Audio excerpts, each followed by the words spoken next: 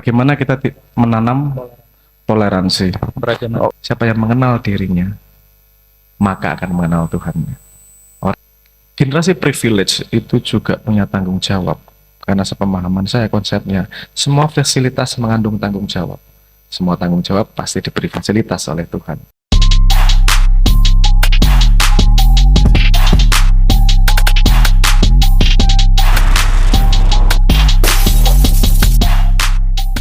Teman-teman, perkenalkan, ini Mas Sabrang.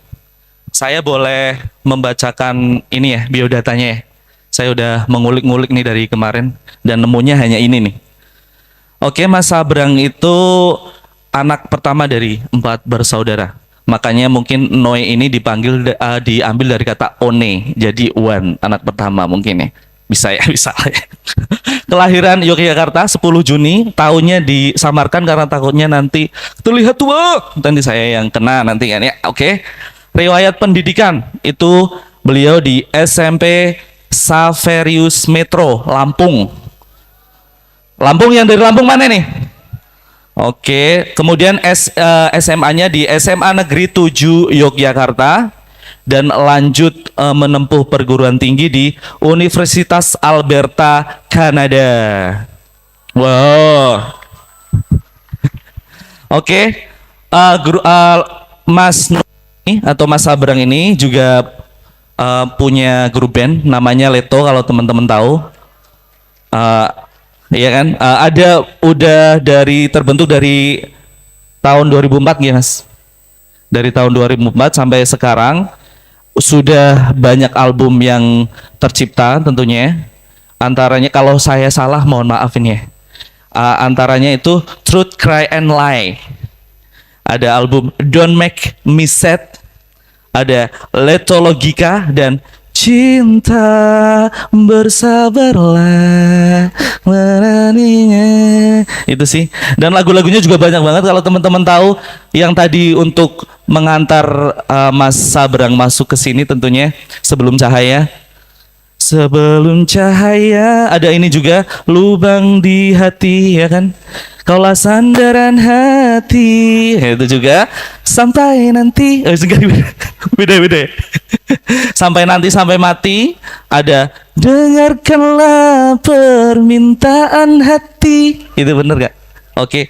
Dan satu lagi yang terakhir yang saya tahu itu Hanyalah senyumanmu. Saya itu pecinta loh di sini, diam-diam saya tuh wah excited saya sebenarnya berada di sini. Yang saya berharap juga Mas Sabrang excited juga saya di sini. Enggak ya? Enggak ya? Oke, ini nanti Mas Sabrang atau Mas Noe akan membahas tentang apa itu harmoni budayaku, satu Indonesiaku. Pembahasannya itu nanti mungkin ada terkait tentang toleransi keberagaman budaya yang dimiliki Indonesia, khususnya upaya harmonisasi keanekaragaman budaya Indonesia, dan nanti mungkin yang terakhir mungkin ada peran mahasiswa dalam melestarikan budaya Indonesia tentunya. Gitu nih Mas Noe. Ini mic-nya di ini dong biar saya ada teman ngomong gitu Mas. Saya ngomong sendiri dari tadi. Oke. Siap.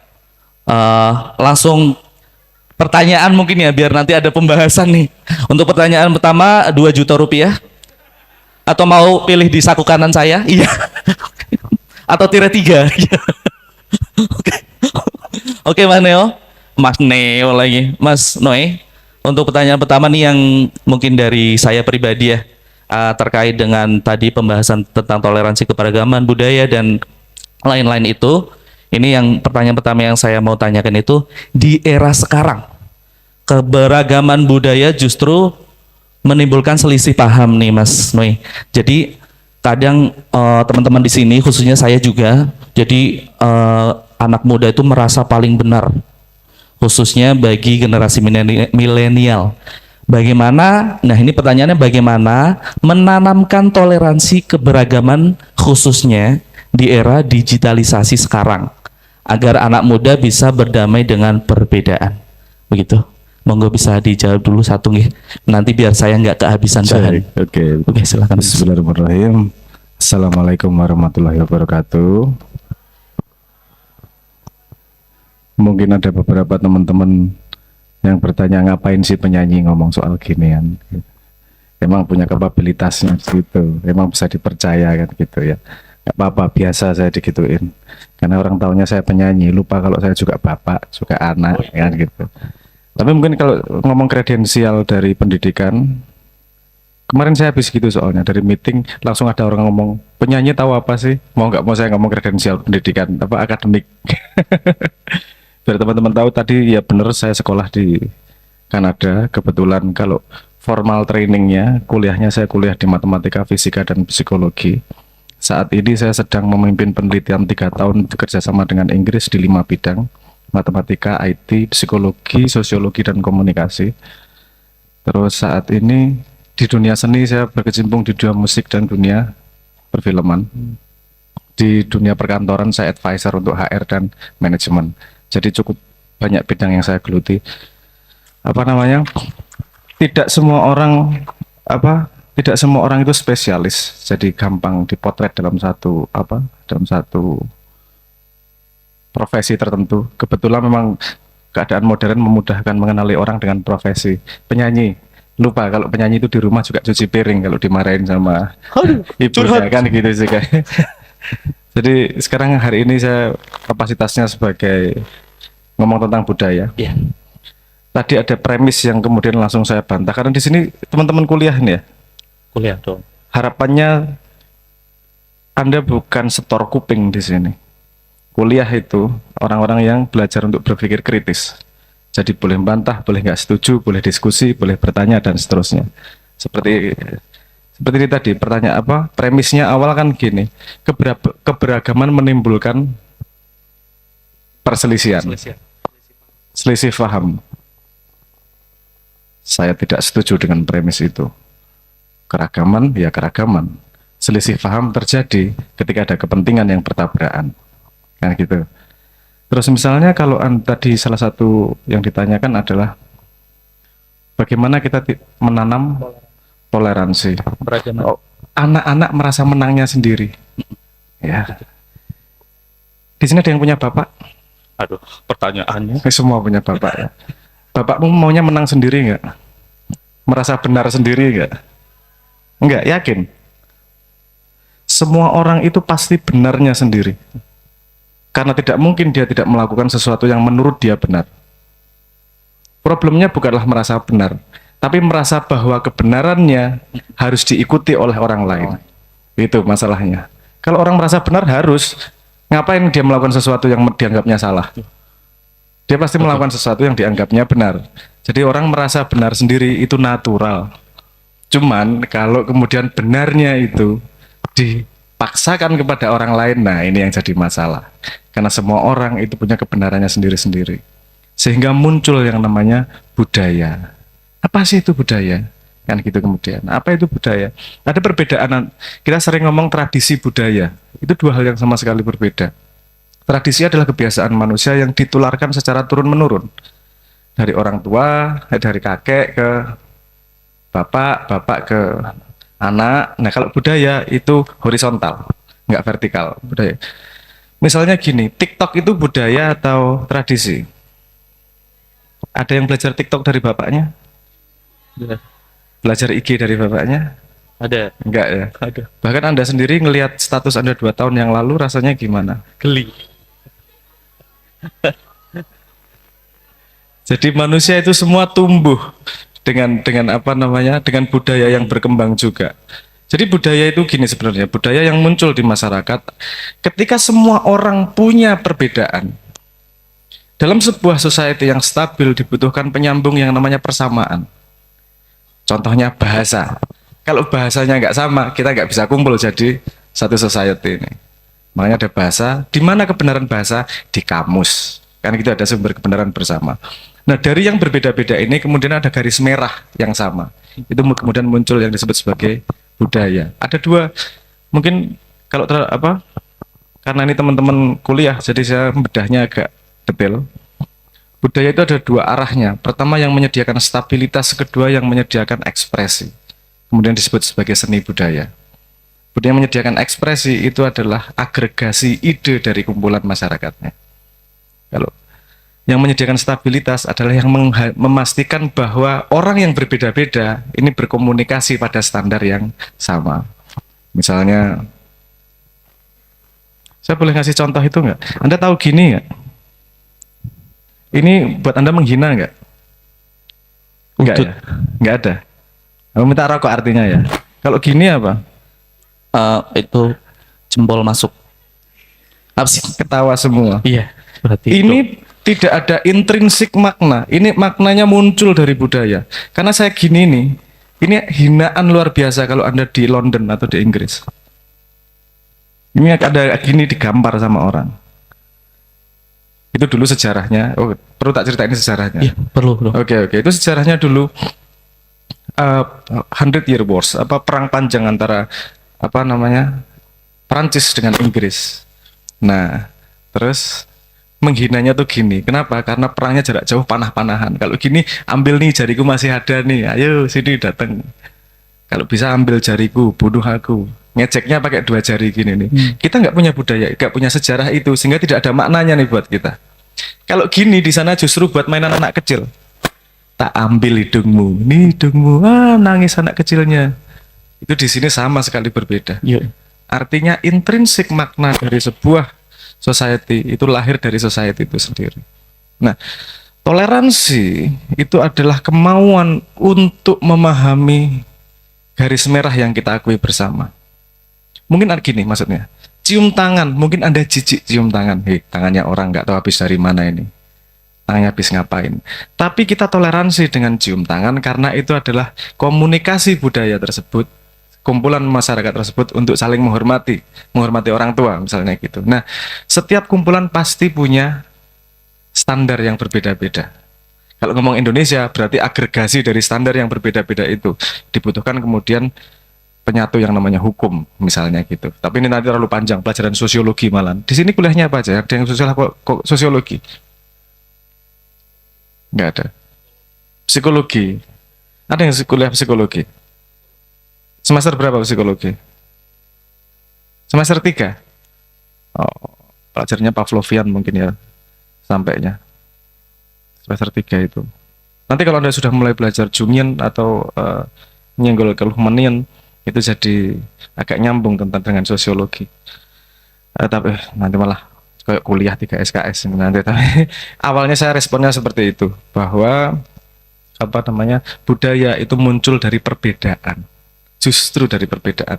Kalau sebuah kumpulan manusia sama sekali berbeda, dia nggak akan bisa kumpul karena nggak bisa ngapa-ngapain. Ngomong nggak bisa, interaksi nggak bisa. Kalau sama persis juga nggak ngapa-ngapain. Ngapain ngobrol? Mau sama persis kok. Mau diskusiin apa? Mau diskusiin apa? Tapi jangan lupa, perbedaan itu tidak hanya dirimu dengan orang lain. Mau dirimu sama dirimu sendiri aja sering perang kok. Belajar nggak ya malam ini? Pasti ribet, nggak toleransi yang satu. Enakan Mau tidur, belajar, enakan tidur, enakan main HP, enakan TikTokan, enakan pacaran dan seterusnya lah. Ini ada perdebatan di dalam dirimu. Dirimu sendiri juga bukan satu orang. Ini ada banyak pendapat juga dalam dirimu. Kumpulan manusia hanyalah ekstensi dari itu. Tapi ada tujuannya. Kenapa kita perlu mengekstensikan itu? Nomor 1, menyediakan stabilitas. Karena hanya dalam keadaan stabil kita bisa memunculkan ekspresi.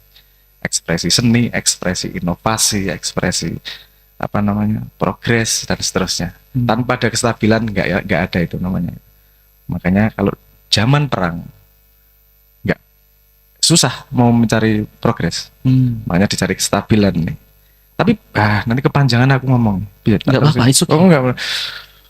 Bayarannya sama kan? Oh iya. Sebenarnya tak lanjutkan sampean dulu aja daripada kepanjangan. Ini nanti kita diskusi ya. Anda yang mau gini. Intelektual. Saya tadi ngobrol sama teman-teman. Nanti mungkin tahun depan insya Allah saya akan jalan ke semua university untuk memberi coaching tentang metodologi belajar cepat pinter.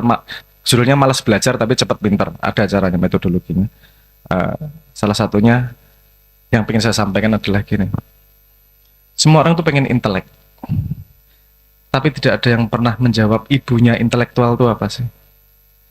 Karena semua intelektual punya ibu. Saya punya otoritas ngomong begini, nyun saya mohon maaf, karena saya sudah membuktikan, mungkin Anda masih muda, seumuran Anda saya mencoba membuktikan diri, saya ngambil tiga mata kuliah itu sekaligus, tiga berurutan, tiga jurusan sekaligus dalam waktu 5 tahun, matematika, fisika, dan psikologi di Kanada waktu itu, untuk membuktikan metodologi ini. Dan saya pengen menjelaskan bahwa pinter itu tidak susah asal kamu tahu ibunya. Ibu dari intelektual itu yang namanya attention, perhatian. Kalau Anda memperhatikan, intelektual akan datang sendiri. Kalau Anda lagi jatuh cinta sama si A, pengetahuanmu tentang si A akan jauh lebih tinggi daripada apapun. Bajunya apa, parfumnya merek apa, sepatunya apa aja, motor kebiasaannya seperti apa, itu Anda akan perhatikan, Anda akan tahu semuanya, karena ibu dari intelektual adalah perhatian. Dan perhatian itu sumber daya yang sangat terbatas. Makanya hati-hati meletakkan perhatianmu, karena itu akan membangun intelektualmu. Ibu dari perhatian apa? Curiosity dan interest. Keingintahuan dan ketertarikan. Dua itu, kalau udah tertarik, ingin tahu, kamu menaruh perhatian, akan datang intelektual. Nah, maksud saya begini, ada yang bisa memberi, ada yang akan memanfaatkan kesempatan ngobrol ini dengan memperhatikan dan berdiskusi, maka intelektualmu akan naik. Kalau enggak juga enggak apa-apa, karena itu yang punya otak kepalamu sendiri, terserah. Yang bisa kita lakukan di sini adalah menyediakan kesempatan untuk yang mau tumbuh. Jadi harapan saya tidak hanya ngomong di depan sini seperti ceramah. Ngapain kamu datang ke sini susah-susahnya mau diceramain? Bantah, tanya, diskusi. Hari ini kita tumbuh bareng. Setuju ya? Oke. Monggo lanjutkan pertanyaan berikutnya. Setuju ya? Kok nggak ada suaranya? Setuju ya? Nah gitu dong, semangat dong. Ini antara nggak dong ya kalian nih. Nggak paham. Oke, masuk ke pertanyaan selanjutnya. Tadi kan menyinggung tentang sosial media. Jadi mengingat hampir semua anak muda nih zaman sekarang nih menggunakan jejaring sosial, mulai dari Facebook, IG, TikTok, Twitter, apalah itu, untuk bersosialisasi, ya. Nah, bagaimanakah etikanya ini bersosialisasi di sosial media yang harus dilakukan agar untuk anak muda sehingga toleransi dan saling menghargai keberagaman budaya, ras atau agama itu masih dapat dijunjung tinggi dalam bersosial media. Itu soalnya kan sekarang jarang, udah kayaknya lebih banyak orang itu WA-an daripada ketemu langsung gitu. Gimana Mas Noe kalau menanggapi hal tersebut? Ini pertanyaan yang sederhana, tapi kalau di breakdown bisa kompleks ini.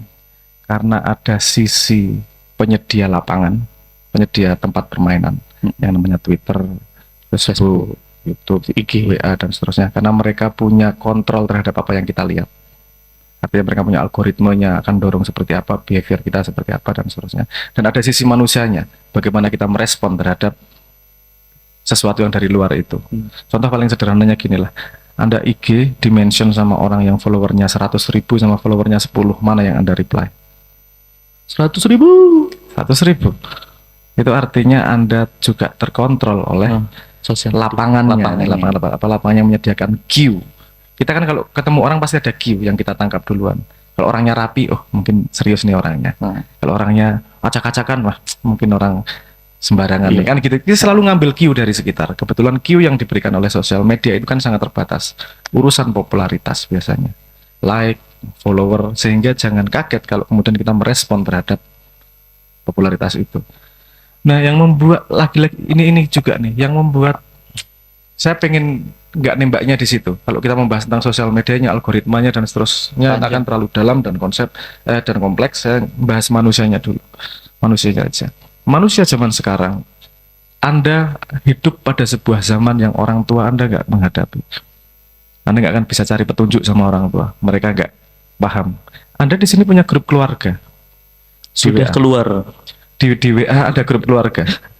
Ada. Coba perhatikan, yang paling sering share berita hoax siapa? Om. Pak D. Bule. Selalu gitu. Jangan salahkan, itu memang gap dari generasi. Generasi sebelumnya tidak punya akses informasi seperti Anda. Anda menganggap informasi itu gampang dicari. Zaman dulu, informasi itu sumber harga diri. Wah, aku tahu duluan. Aku tahu duluan nih. Makanya langsung di-share. Nah, tapi ada efek negatifnya juga dari terlalu banyak informasi. Anda pernah dengar istilah gini, Anda ke sekolah untuk menimba ilmu, dengar ya? Datang dari mana itu? Itu datang dari asumsi bahwa air atau ilmu itu harus diambil dari sumur, sehingga Anda perlu menimba. Tapi sekarang kan nggak perlu menimba ilmu dalam tanda petik ya, maksud saya. Karena informasi tidak selalu didapatkan dari sekolah. Sekolah manapun tidak menyediakan tutorial cara membuka pintu. Di YouTube ada. Tutorial ngelamun 2 jam itu ada di YouTube. Entah siapa yang nonton saya nggak paham juga, tapi ada yang bikin kayak gitu tuh. Takjub saya, dia 2 jam tuh ngelamun. Tutorial bernafas juga ada tuh. Tutorial macam-macam. Ada yang tutorial menutup pintu, komennya kan pada komplain, nggak ada tutorial buka pintunya, saya nggak bisa keluar kamar, katanya piye to iki arek-arek iki. Cara make caps lock gitu ada tutorialnya. Artinya masalah zaman dulu itu masalah kelangkaan informasi. Kemudian banyak yang ngomong kalau kita sudah gampang informasi dunia akan beres. Ternyata tidak. Karena ketika informasi tidak langka, kita punya masalah lain, yaitu masalah kurasi. Dari segala informasi segini, yang benar yang mana? Di sini ada yang pernah merasa mental health dan cari informasi dari Google? Semuanya sepertinya. Pasti definisi apa? Pasti keluarnya ada penyakitan luar biasa. Karena Iya, keluarnya gitu. Wah, saya ternyata schizofrenik nih. Saya ternyata bipolar nih. Pasti gitu nyari sendiri. Iya gak? Iya. Karena kita tidak bisa memfilter informasi. Ada bias di kepala manusia itu. Bahwa manusia itu merespon informasi negatif 5 kali lipat lebih kuat daripada informasi positif. Bisa sampai 11 kali bahkan. Tapi biasanya standarnya 5 kali lebih kuat. Makanya kita merespon pada hal-hal yang negatif. Nah, di sosial media kadang-kadang kita tidak punya jarak untuk bisa memfilter itu. Kalau kita diomongin temen, zaman dulu itu nggak langsung bales. Besok ya, kalau ketemu tak hajar ya. Tapi waktu 2 hari gitu udah lerem, udah nggak marah lagi. Ketika ketemu ya biasa, ya kemarin kamu gini. Sekarang Anda belum kedip aja udah bisa bales. Anda ada notifikasi, ting, berapa lama Anda nggak tahan nggak buka? 2 detik lah. Ini itu memang brain Anda sedang dihack dengan yang disebut sebagai dopamine trick. Itu ada metodologinya dengan dunia online. Jadi anak sekarang itu kenapa sangat responsif dan sangat tabrakan di sosial media karena tidak pernah dilatih juga untuk memahami dirinya sendiri. Yang saya sebut sebagai metakognisi itu tadi. Kalau bahasa agama di sini Islam ya, mohon maaf saya pakai terminologi Islam. Di bahasa agama ada yang namanya man arafa nafsahu faqad arafa rabbahu. Siapa yang mengenal dirinya, maka akan mengenal Tuhannya. Orang yang tidak mengenal dirinya akan mudah dikontrol oleh sekitarnya. Nah, itu salah satunya kita sangat gampang dikontrol sama sosial media. Dengan tulisan tuh kita bisa marah kok. Ini kita diketawakan sama ibu-ibu kakek kita. Kakek kita dulu diomongin nggak marah, dikampleng mukanya baru marah. Kalau cuma diomongin ngefek apa sih omongan? Dulu ngomongnya gitu, kalau sekarang kan udah sakit hati, itu trending topiknya apa, marah bareng-bareng, mob mentality namanya. Kalau bareng-bareng itu ngerasa paling benar. Baca bukunya salah satu, lupa saya penulisnya. Tapi quote-nya sangat bagus. Majority always wrong, minority rarely right. Bahasa Indonesianya, mayoritas selalu salah, minoritas jarang benar. Mana yang benar, kamu harus kenal dirimu sendiri untuk bisa menemukan apa yang benar untukmu, belum tentu benar untuk bersama. Karena yang penting bukanlah benar atau salahnya, yang penting adalah sumbangsihmu pada society, fungsimu pada masyarakat sekitar. Ini bukan teori saya, ini teori Islam. Orang terbaik adalah orang yang paling banyak manfaatnya. Khairun nas anfahum linnas. Jadi kita lupa pada fundamen-fundamen yang diajarkan oleh tradisi, menyerap tanpa counter narasi.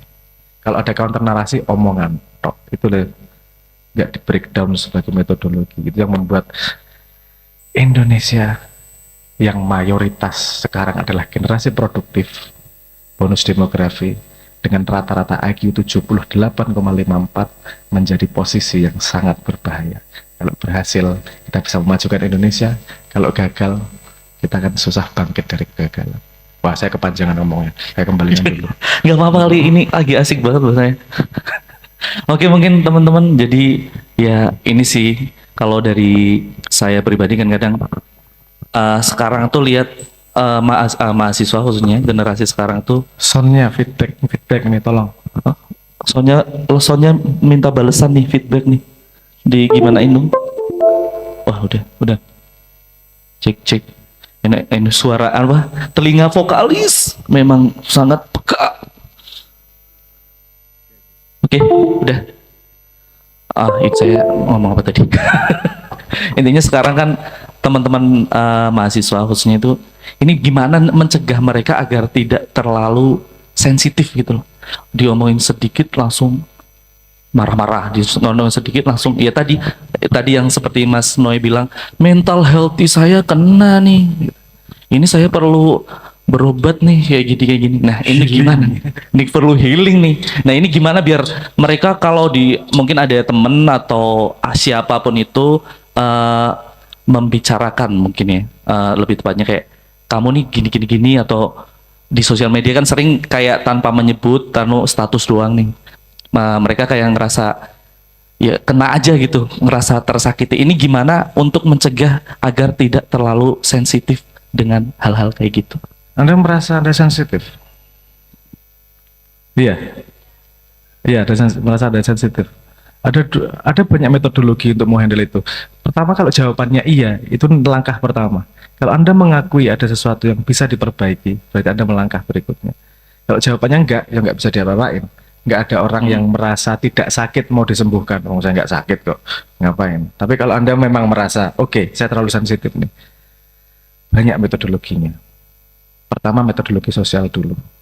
Ini apa gunanya lingkaran teman, apa gunanya keluarga, apa gunanya lingkungan. Itu gini, kalau kita sedang goyah, tidak tahu apa yang benar, tidak tahu apa yang salah, karena otaknya udah nggak beres nih. Contohnya patah hati lah. Patah hati kan Anda udah nggak tahu mana yang benar, mana yang salah. Dunia udah goyah semuanya. Nggak usah patah hati lah, denger pacarmu makan bareng cewek, main di mana udah nggak beres nih otaknya. Udah pertimbangannya centang biru nggak dibales, udah kayak neraka rasanya. Centang biru nggak dibales ini, aduh kan gitu. Nah, pada keadaan tidak tenang itu kita butuh pegangan. Gunanya budaya itu seperti itu. Karena ketika kita tidak tahu apa yang normal, kita ngikutin norma. Jadi kita megangin dulu sebelum kita jatuh. Gunanya teman seperti itu. Kalau kita nggak tahu, ini bingung nih, oke, pegangan sama teman. Teman ngomong apa? Iya, ngikut. Kenapa? Kan otakmu nggak bisa dipakai untuk mikir. Nah itu, kalau nggak sama keluarga ini paling aman sebenarnya. Karena kamu bisa dipastikan bahwa anggota keluarga pengen yang terbaik untukmu, kan gitu. Kalau di lingkungan belum tentu ada resiko itu. Kalau sama keluarga, makanya unit keluarga itu amat sangat penting. Bagian dari kemajuan bangsa itu selalu unit keluarga. Nah, kalau lagi kayak goyah kayak gitu, sensitif segala macam, kalau punya budaya ngobrol yang terbuka di rumah, pegangan sama keluarga. Kalau enggak, pegangan sama teman. Kalau enggak, lihat norma. Kumpul sama orang yang waras. Karena ada lagi nggak waras. Toxic. Oke. Kalau Anda nggak punya teman, ada metodologi lain, tapi Anda harus disiplin. Coba Anda baca Stoik. Ada yang namanya gratitude journal. Gratitude journal ini apa? Ini sederhana saya sampaikan. Gratitude atau rasa syukur itu adalah salah satu emosi yang paling ajaib.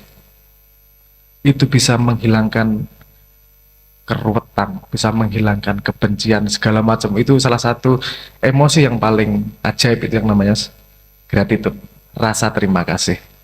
Kalau nggak percaya baca jurnal, banyak penelitian tentang itu, rasa terima kasih. Makanya Susan Kelly kalau nggak salah, ingat saya, itu membuat metodologi yang namanya gratitude journal. Apa itu gratitude journal? Anda bikin diary. Setiap akhir sebelum tidur, Anda tulis apa yang Anda syukuri hari itu. Saya bersyukur masih hidup. Saya bersyukur tadi kehabisan bensin tapi ada temen yang nolongin, saya bersyukur walaupun nggak mandi, nggak ada yang tahu. Misalnya gitu, terserah apa yang Anda syukuri hari itu terserah, saya nggak. Tapi otak Anda latih untuk kemudian mencari sesuatu yang baik, bersyukur. Anda lakukan itu setengah tahun aja, stabilitas psikologinya akan sangat terjaga karena Anda terbiasa bersyukur. Kalau mau ngomong kultural, ngomong tradisi, itu konsep yang sudah lama yang dibawa Islam. Kita tuh Islam menggalinya bukan untuk menata diri, menata hidup. Guna Islam justru untuk bangga-banggaan, itu problemnya. Islam sudah ngomong, jadilah ahli syukur. Kenapa sih ahli syukur? Karena ketika kamu ahli bersyukur, gak ada yang bisa menggoyahkanmu apapun yang terjadi.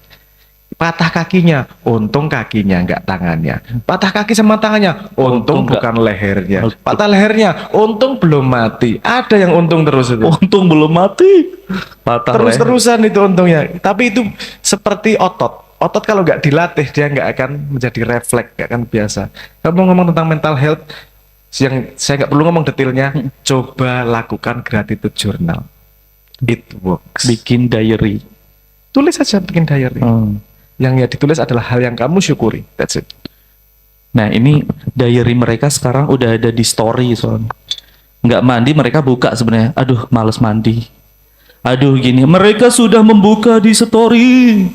Dari WA, Instagram, apapun mereka udah buka dari situ. Jadi anak-anak sekarang kayaknya jarang yang nulis itu dalam mungkin buku atau apa. Mereka malah memberitahu seluruh dunia.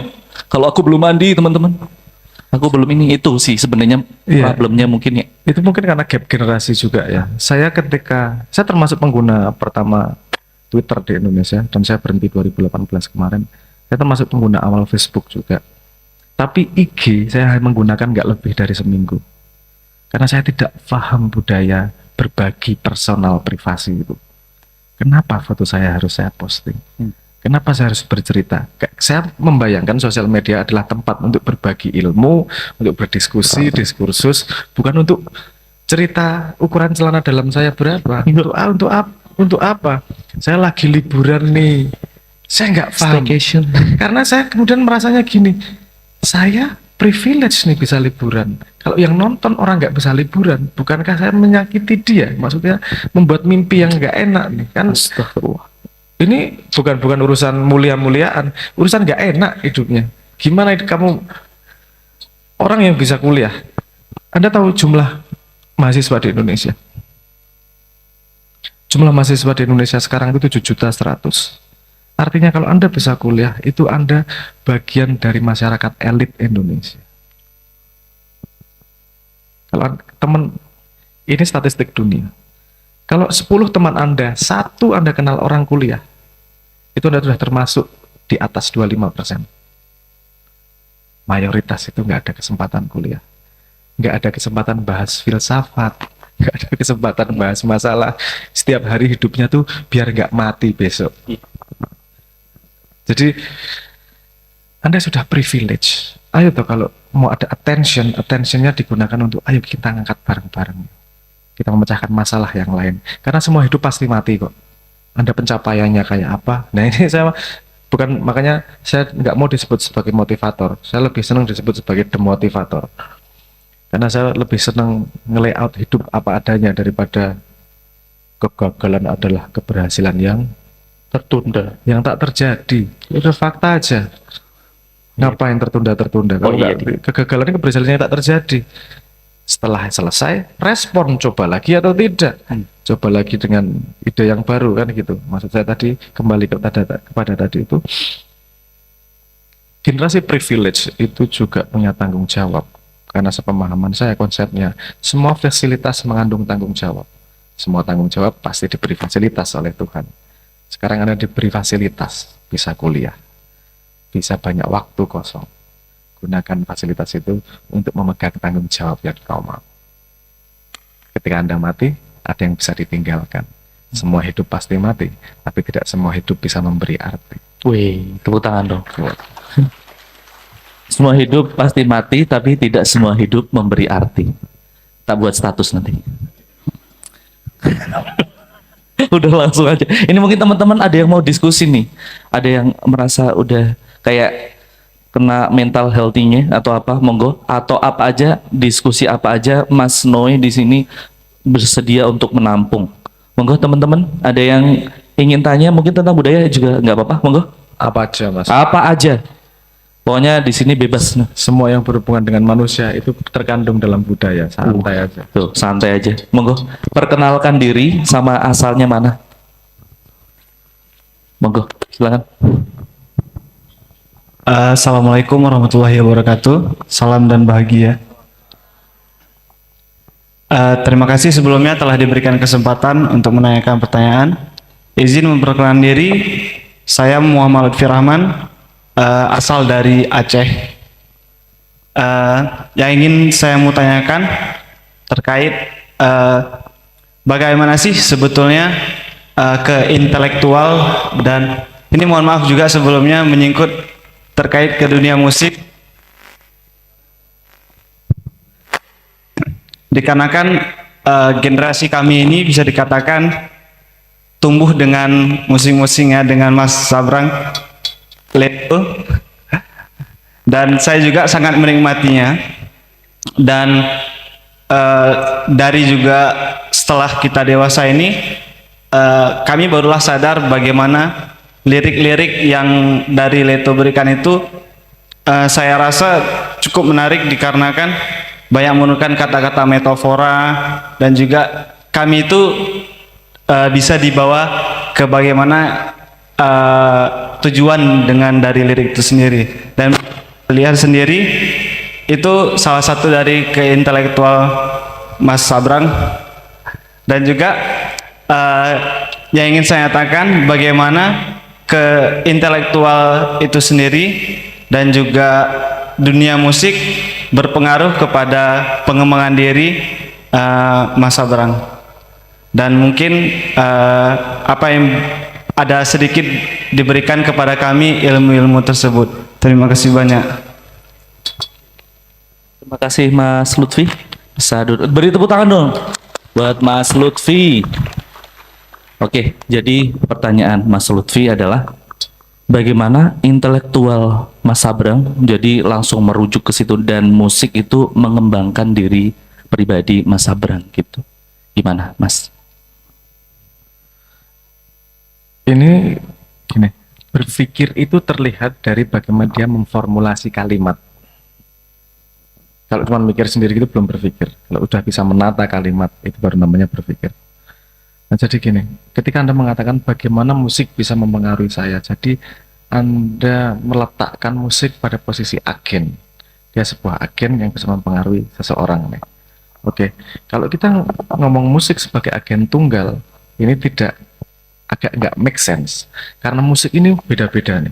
Ada musik tradisional, ada musik modern, ada musik avant-garde, dan macam-macam. Dia punya efek yang berbeda-beda. Misalnya kalau Anda pengen dari penelitian psikologi, saya nggak tahu ya jawaban yang Anda harapkan seperti apa ya. Tapi kalau misalnya dari penelitian psikologi, ketika si ibu dimainkan musik, anaknya jadi lebih pandai nih, kan gitu. Tapi musik yang didengarkan yang efek IQ-nya paling bagus apa? Katanya musik klasik, Quran. Enggak. Ini ngomong penelitian ya, bukan ngomong kepercayaan. Penelitian ini. Kalau penelitian yang ningkatin IQ paling tinggi musiknya Musik klasik. bukan. Bukan. Musiknya musik metal. Gimana? Malahan. Gimana coba? Gimana? Penelitiannya gitu. Jadi Kita perlu ditelaah nih. kalau ngomong gini kan jadi nggak enak nih. Harusnya ya musik klasik. Kok Musik bisa? klasik, kok bisa? Penelitian nggak peduli pada pendapatmu kan, tidak enak apa? Science tuh enaknya gitu. Dia nggak peduli pada pendapatmu. Tapi maksud saya nggak terus saya merekomendasikan Anda dengerin musik klasik. Metal. Gini aja. Saya sendiri tidak tahu persis apa efek musik ke saya. Tapi saya tahu persis bagaimana musik bisa merefleksikan hidup. Kita lihat dari sisi yang berbeda. Musik, kenapa kita semua connect sama musik? Karena bawah sadar kita mengetahui musik itu miniatur dari life. Contohnya gini, apa sih musik? Musik hanyalah noise yang terorganisir. Hanya noise, suara, tapi Anda organisasi sedemikian rupa untuk menjadi sebuah harmoni. Apa sih hidup? Hidup adalah hal-hal yang random yang kita rangkai menjadi cerita. Gitu kan? Hanya hal seperti itu menjadi makna, itu yang kita merangkai. Nomor dua, ada yang namanya harmoni. Kalau Anda dengerin musik, saya kasih 3 poin ya, yang mungkin bisa diambil untuk perjalanan hidup. Yang poin kedua, kalau Anda dengerin musik, itu berapa agen yang terlibat? Ada drum, ada bass, ada gitar, ada penyanyi. Yang Anda dengerin apa? Yang mana? Hah? Penyanyi. Yang Anda dengerin lagunya, bukan satu komponennya. Tapi ketika komponen, tapi Anda bisa zoom in nih. Oh, saya dengerin bassnya, saya dengerin drumnya bisa. Tapi kalau menikmati, ada yang menikmati lagunya, betul nggak? Iya. Anda nggak peduli detailnya. Tapi kalau ada yang satu salah kunci sedikit, Anda langsung kerasa. Kok gak enak sih? Kenapa sih? Hidup juga gitu, Mas. Anda punya kehidupan rumah, punya kehidupan kantor, punya kehidupan sosial. Ini dia punya nadanya sendiri-sendiri. Kalau ada yang fals sedikit, gak enak, kena semuanya jadi gak enak. Jadi apa hidup itu? Hidup itu hanya menjaga harmoni antara wajah kita yang berbeda-beda. Kita wajahnya banyak. Kamu di rumah wajah anak, betul nggak? Di sekolah wajah sebagai mahasiswa, sama teman wajah sebagai penasehat cinta. Bisa aja. Oh, kalau cinta pakar sama pakar, ya kan? Pakar cinta. Wajahnya kita memang berbeda-beda seperti itu. Itu diharmonikan menjadi dirimu. Kenapa sampai pada satu titik musik tertentu kita nggak tahan, nggak joget? Karena sebenarnya harmoni kita itu lagi connect sama musik itu. Musik itu satu-satunya media yang tidak perlu makna untuk Anda menikmati. Kalau kata ada maknanya. Kalau suara, mau yang bikin orang balkan kamu nggak jelas, kalau enak ya gini, tetap joget. Ya kan? Dia nggak perlu medium yang lain kecuali suara itu. Itu ajaibnya dari musik. Nomor 3, apakah kalau musik, Anda mendengarkan musik, itu balapan cepet-cepetan selesai? Inti dari musik adalah menikmati musiknya, perjalanan. Betul nggak? Kalau hidup juga gitu, nggak usah buru-buruan, cepet-cepetan. Nikmati perjalanan hidupnya. Karena intinya bukan pada musik selesai. Intinya menikmati perjalanan musiknya. Hidup itu juga gitu. Kok saya nggak kuliah, kok nggak dapat kerja, kok saya nggak dapat istri, saya nggak udah nembak 16 kali, cari mertua kilaf nggak dapat, oh segala macam. Hidup itu tentang perjalanan, seperti menikmati musik, nggak cepet-cepetan selesai. Bukan berarti yang selesai duluan dia juara, justru yang menikmati perjalanannya itu yang mendapatkan paling banyak dari musik. Begitu juga dengan hidup, santai, nikmati harmoninya, jadi bagian dari harmoni yang lebih besar. Karena ada harmoni diri, ada harmoni lingkungan, harmoni keluarga, harmoni RT, harmoni negara. Dalam harmoni, kadang-kadang ada yang jadi simbal, nggak sering keluar, tapi kadang-kadang penting. Demo kadang-kadang penting, teriak kadang-kadang penting, tapi kalau tempatnya nggak pas jadinya fals. Kan gitu. Jadi kita perlu menikmati hidup sebagai sebuah alunan harmoni multi instrumen, sehingga kalau mau berbagi tentang musik yang bisa didapatkan seperti itu. Saya banyak belajar dari musik, justru bukan dari suaranya saja, tapi juga bukan dari musik, tapi dari interaksi filsafati tentang musik itu sendiri yang berhubungan dengan manusia. Tidak mungkin ada sebuah media yang berjalan ribuan tahun direspon oleh orang sedemikian banyaknya tanpa dia mengandung fundamental truth. Sebuah fundamental truth yang connect dengan kita tanpa harus disadari oleh kognitif. Nah, tambah jeruing nanti. Karena kalau dalam sisi kognitifnya, Anda pelajari, ada yang namanya Fletcher-Munson effect, ada yang namanya kalau Anda pengen dengar orang bohong itu sekitar 1200 kilohertz. Orang jujur itu 2,8 naik sekitar 3 desibel pada spread 1 oktav. Kalau orang berwibawa pada 350, ada semua itu. Bisa kita pelajari. Tapi itu efek suara manusia kepada manusia lain. Tapi intinya membangun harmoni. Gimana Anda menjadi harmoni pada diri Anda sendiri, pada lingkungan. Harmoni itu bukan toleransi. Kalau toleransi, nih, tadi saya sempat ngomong, saya nggak setuju kalimat toleransi itu ada gatalnya saya. Kenapa? Kalau toleransi itu menganggap Anda tahu sesuatu dan Anda mentoleransi anak kecil nakal. Batasnya di mana? Ketika tetangga bikin ribut, Anda toleransi batasnya seberapa? Itu yang susah didefinisikan dari toleransi. Harus ada higher order nih. Harus ada higher purpose dari toleransi. Toleransi nggak berhenti pada toleransi. Toleransi harus mengabdi pada sesuatu. Sehingga kita tahu batasnya. Toleransi mengabdi kepada kepentingan bersama. Kalau gitu kita jelas batasnya. Tetangga pukul-pukul beduk. Kalau ganggu jam 3 malam, ya kita pukulin bareng-bareng. Bukan kita tidak toleransi. Kamu yang tidak toleransi. Kan gitu. Karena yang mengganggu kepentingan bersama ini yang tidak toleransi. Kan kadang-kadang kalau Anda lihat debat di Twitter, dibantah ngomongnya kamu nggak toleransi. Bantah balik ngomongnya kamu nggak toleransi. Semua orang bisa nunjuk nggak toleransi.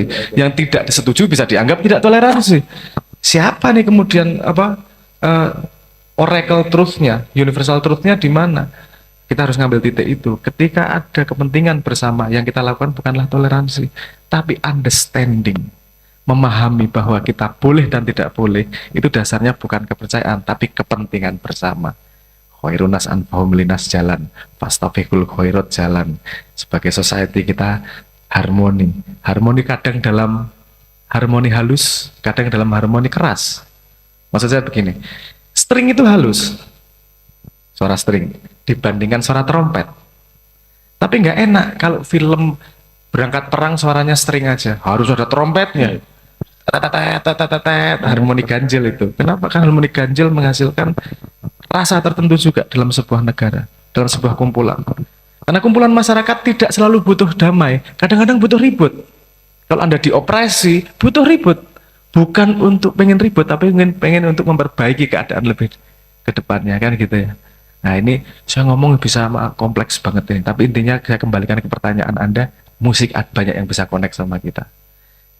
Salah satu fungsi paling besar musik, tapi jangan sering-sering. Salah satu fungsi terbesar dari musik adalah mendiamkan otak monyet Anda. Otak monyet enggak tuh? Semua orang punya otak monyet. Saya kasih contoh. Anda jangan mikir kambing kakinya 3. Keluar nggak di kepala Anda? Loh, itu kambing kaki 3 itu, ya otak monyet yang mikir. Overthinking itu karena otak monyetnya nggak bisa diberhentiin. Terus mikir, otak monyetnya jalan terus. Kalau agama Anda dikasih hitungan 30. Kenapa? Biar otak monyetnya ngitung, nggak mikir aneh-aneh. Kasih jumlah wiridnya berapa, kasih ngomongnya apa, agar otak monyetnya nggak kamu wiritan tapi mikir utang gitu, nggak ada gunanya. Makanya otak monyetnya harus dikunci. Ada metode-metode seperti Sambawi Mudra, seperti Samadhi dan seterusnya untuk menghentikan otak monyet. Tapi yang paling gampang otak monyet itu dengerin musik. Kalau Anda dengerin musik, otak monyetnya ngikutin musik pasti. Sehingga Anda bebas untuk memikir yang lain. Itu salah satu trik. Dalam tanda petik ya, trik saya kenapa saya bisa ngambil 3 jurusan sekaligus dalam satu waktu itu. Karena bisa meninggalkan otak monyet. Karena bisa tahu kognitifnya sendiri. Kapan monyetnya suruh kerja, ketika saya tidur monyetnya suruh ngerjain PR dan seterusnya lah. Jadi ada metodologinya seperti itu. Oke. Sip ya. Semoga menjawab pertanyaan. Terjawab Mas Lutfi. Oke, jadi kalau berkaca tadi bilang musik, nggak usah buru-buru. Kalau nikmati musik ya nikmatin aja. Nikmatin hidup, prosesnya nikmatin aja gitu ya. Ngalir aja udah gitu. Nggak usah terburu-buru pengen langsung ABC gitu ya. Oke, luar biasa sekali Mas Sabrang. Ada lagi yang mau bertanya ini? Oh iya.